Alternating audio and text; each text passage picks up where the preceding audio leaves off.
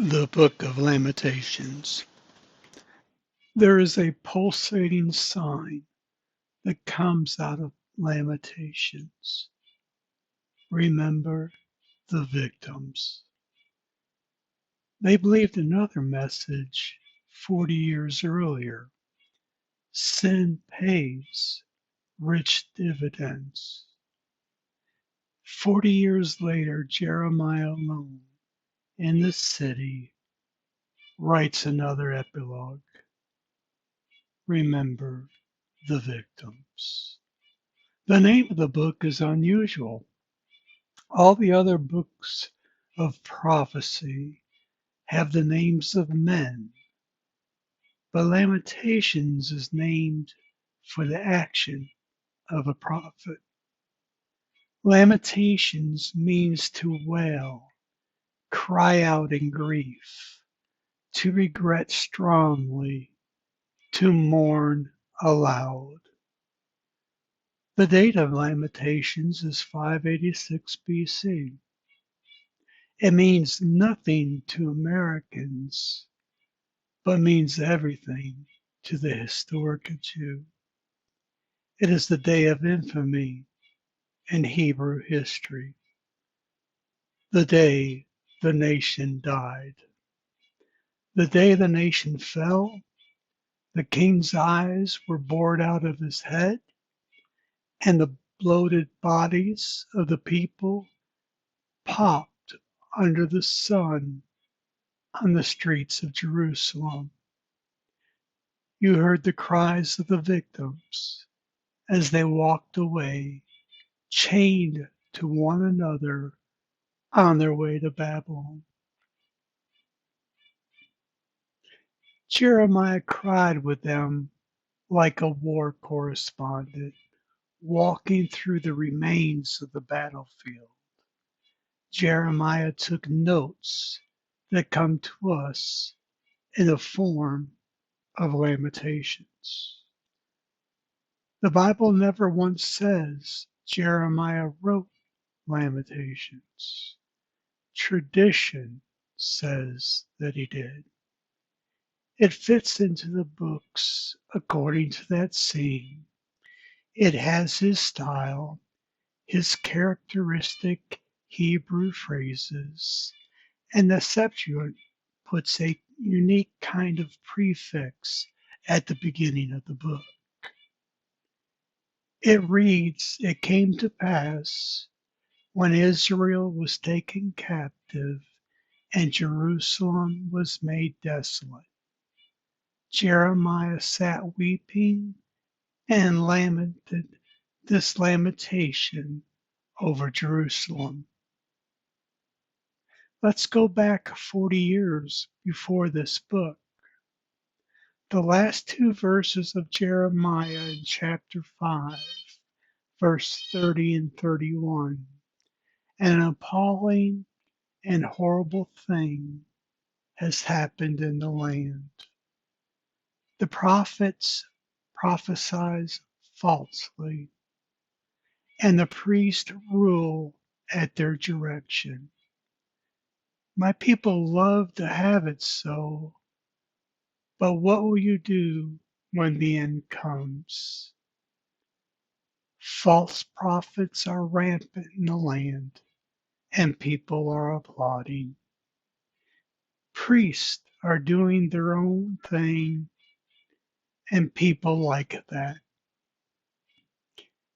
Jeremiah asked the question, what will you do at the end of it when the bottom falls out? The people ignored Jeremiah.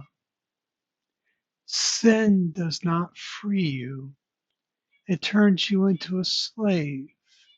And that's what Jeremiah tells us about in Lamentations.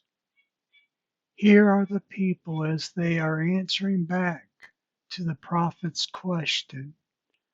Lamentations 5:16. The crown has fallen from our head. Woe to us, for we have sinned. The major message of the book of Lamentations is sin always has its consequences. Lamentations is a book of consequences. The structure of Lamentations. 5 voices speak in the book of Lamentations, one in each chapter. In the first chapter, there is a voice of the city.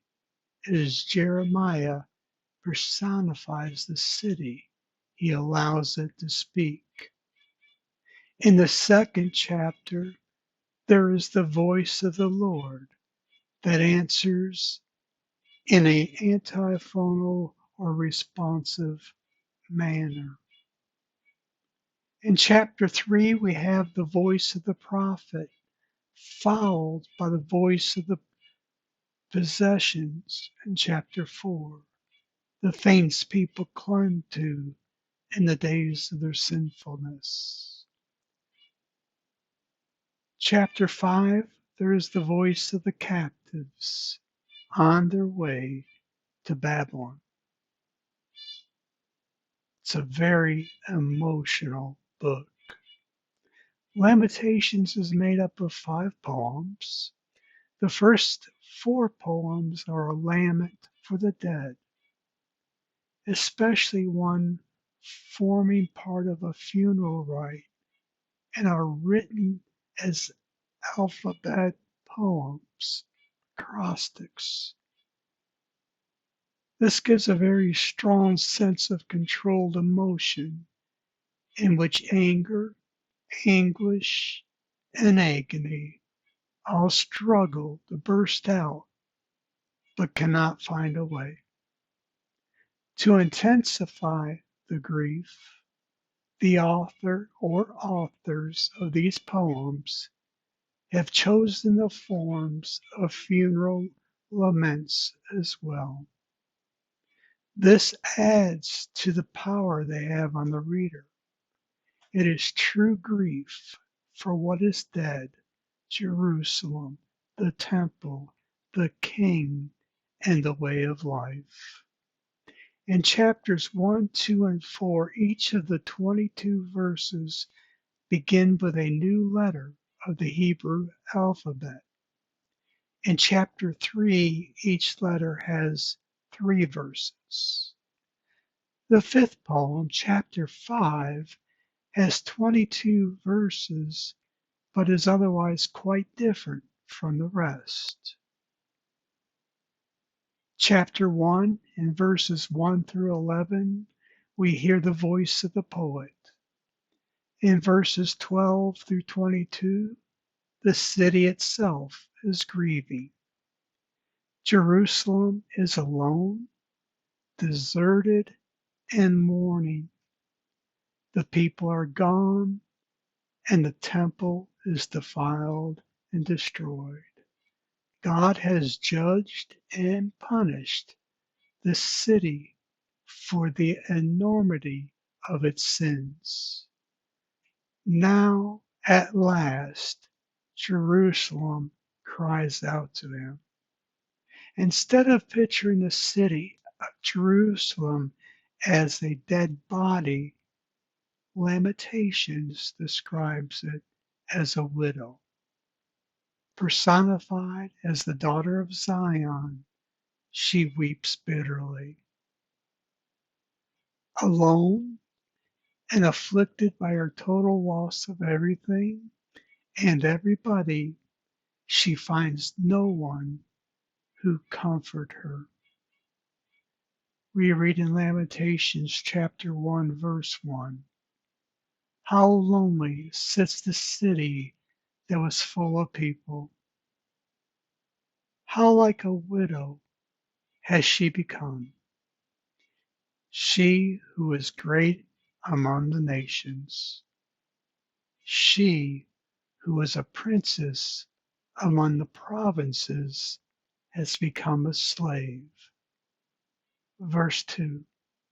She weeps bitterly in the night, with tears in her cheeks, among all her lovers.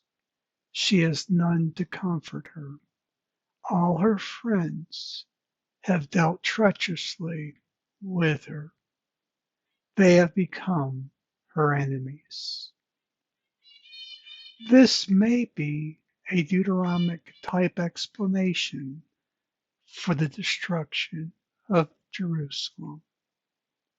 Verse 4, the roads to Zion mourn, for none come to the festival. All her gates are desolate. Her priests groan.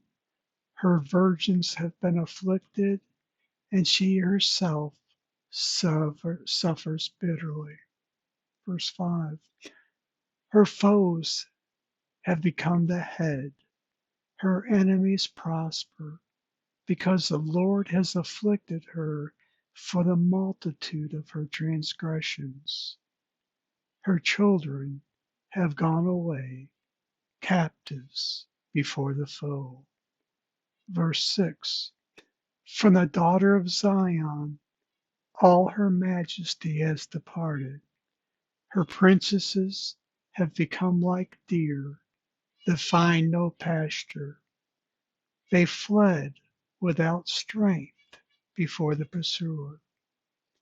Verse 8, Jerusalem sinned grievously, therefore she has become filthy. All who honored her despise her, for they have seen her nakedness.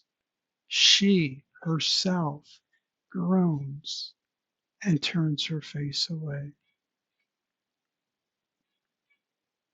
The prayer in verse 20. Look, O Lord, for I am in distress. My stomach churns. My heart is run within me, because I have been very rebellious. In the street, the sword bereaves. In the house, it is like death. 22. Let all their evil doing come before you, and deal with them as you have dealt with me, because of all my transgressions. For my groans are many, and my heart is faint. The message from chapter 1, sin pleasures are often shared with its consequences, but its consequences must be endured alone. Chapter 2. In the second lament, verses 1 through 12, the poet revisits the dreadful scene. All the ruin and desolation, the starving children, and the slaughter are God's doing. That is the worst of it, as the poet stresses again and again. He speaks to the city, verses 13 through 19, then cries out to God on the city's behalf in verses 20 through 22. Let God look and pity. The Lord answers back. He is angry with his people for ignoring the voice of the prophet. Lamentations chapter 2, verse 1.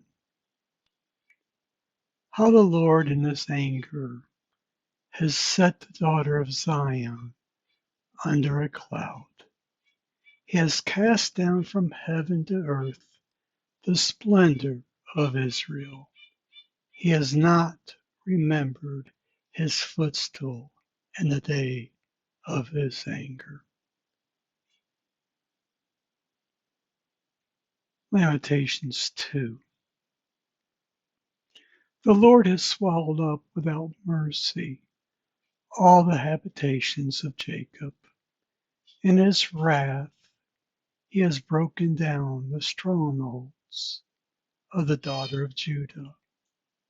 He has brought down to the ground in dishonor the kingdom and its rulers. Verse 19, arise, cry out in the night, at the beginning of the night watches. Pour out your heart like water before the presence of the Lord. Lift your hands to him for the lives of your children who faint for hunger at the head of every street. Verse 20, look, O Lord, and see, with whom have you dealt thus? Should women eat the fruit of their womb, the children of their tender care? Should priest and prophet be killed in the sanctuary of the Lord? Verse 21, in the dust of the streets lie the young and the old, my young women and my young men have fallen by the sword. You have killed them in the day of your anger, slaughtering without pity. Verse 22, you summoned as if to a festival day my terrors on every side. And on the day of the anger of the Lord, no one escaped or survived. Those whom I held and raised, my enemy destroyed. Chapter 3. We turn the corner as the prophet begins to speak. It is the longest of the chapters. Interestingly, there are 22 verses in each chapter, except for chapter 3. There are 66 verses. There are 22 letters in the Hebrew alphabet, and the first two chapters and the middle chapter, it is so built so they are fitted together in an acrostic manner.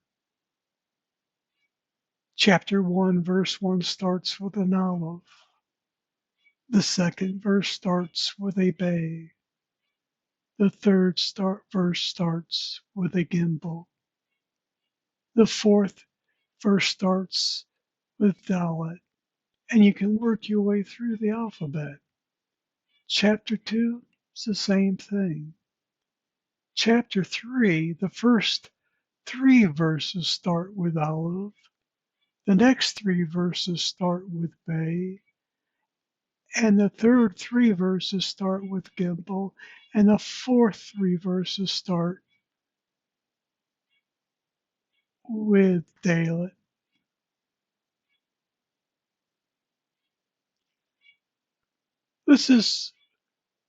That is why it is built in a way to be an aid to memorizing the book. And the third lament, the agony of the nation, is focused on the experience of an individual. In the darkness, crushed and battered to the point where all hope dies, verse 18, his faith still rekindles at the thought of God, whose character is steadfast love and mercy, in verses 19 through 33. But he is all but lost. There comes the knowledge that God is near in verse 55.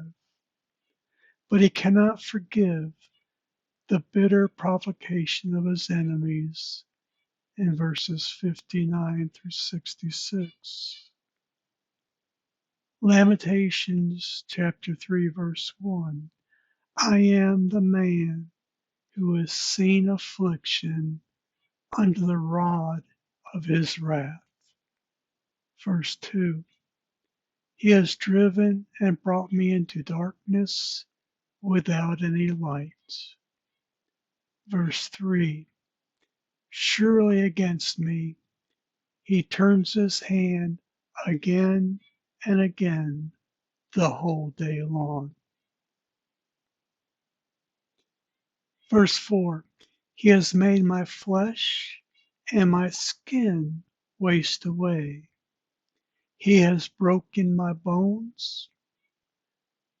The picture of sin is when you live with it and you deny it and you will not repent and you will not confess.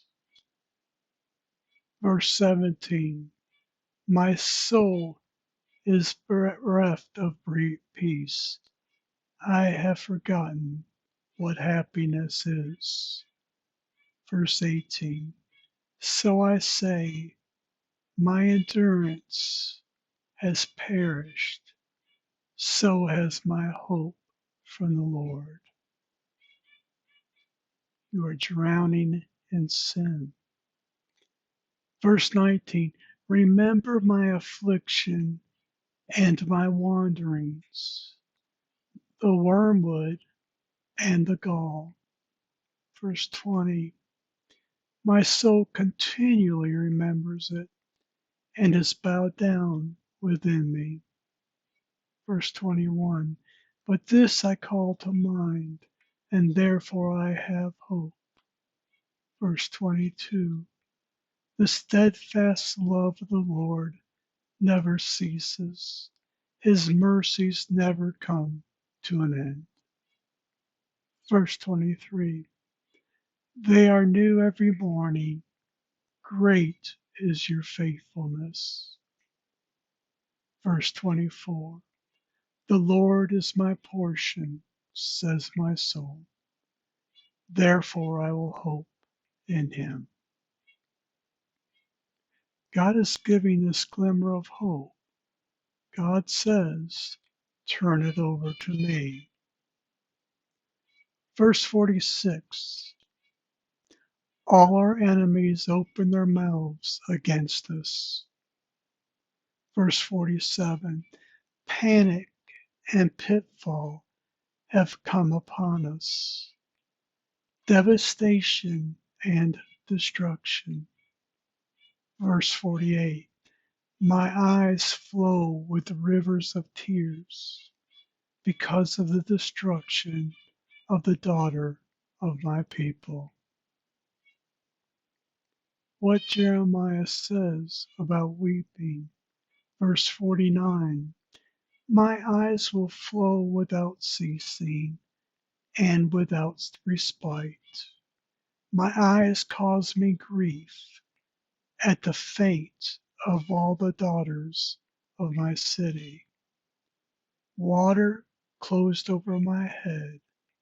I said, I am lost. 55. I called on your name, O Lord, from the depths of the pit. The dark side of the consequences of sin. Do not blame God. Chapter 4. This lament contrasts the city's former glory and the horrors of the siege. The cries of starving children, wizened faces, and shriveled bodies, never to be forgotten in verses 1 through 11. Who is to be blamed? It is the sins of the people, the prophets, and the priests that brought the city low in verses 12 through 16. And Edom, Judah's old arch enemy, that gloats not knowing that its punishment is yet to come in verses 21 through 22. Lamentations 4, verse 1. How the gold is grown dim, how the pure gold is changed. The holy stones lie scattered at the head of every street. Verse 2. the precious sons of Zion, worth their weight in fine gold. How are they regarded as earthen pots, the work of a potter's hands? How empty and unsatisfying are the very things we struck our hopes on. God tarnishes, rings seem insignificant, and pots of money look like pottery when you cannot find peace in life. Verse 5. Those who once feasted on delicacies perish in the streets. Those who are brought up in purple embrace ash heaps. Verse 6. For the chastisement of the daughter of my people has been greater than the punishment of Sodom, which was overthrown in a moment, and no hands were run for her. Verse 9. Happier were the victims of the sword than the victims of hunger, who wasted away, pierced by lack of the fruits of the field. Verse 10. The hands of compassionate women have boiled their own children. They have become their food during the destruction of the daughter of my people. Depicts hardships inside the city. Sin's consequences brings the things that we said we would never occur. Chapter 5.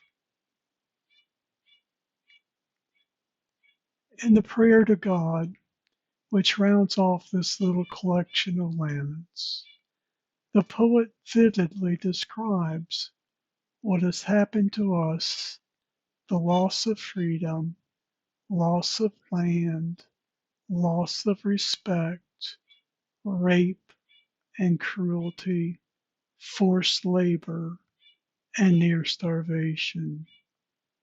He sees this as a consequence not only of the people's sin, but that of previous generations.